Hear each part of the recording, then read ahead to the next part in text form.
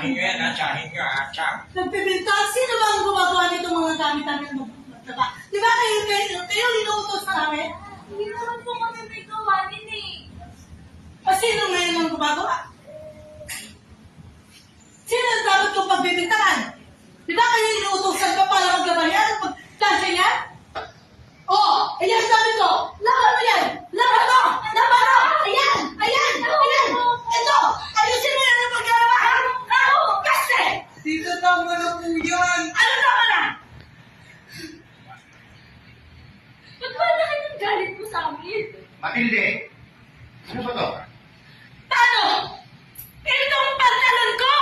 Nasunog! Tapos itong damit mo! Nagkaroon ng mancha! Sino nagplansya nito?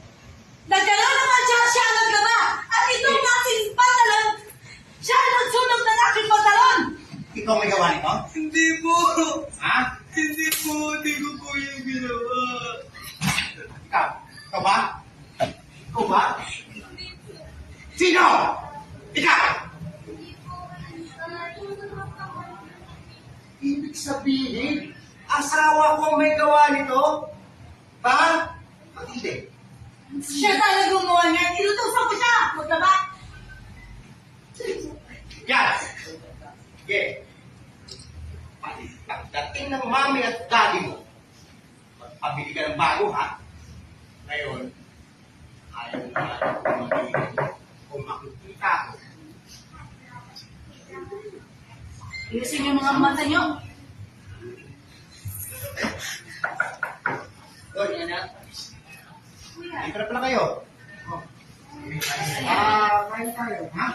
Ay, mga bata naglalaro na. Natalisod yata, ayan, umiiyak. Kausapin nyo nga. Hindi.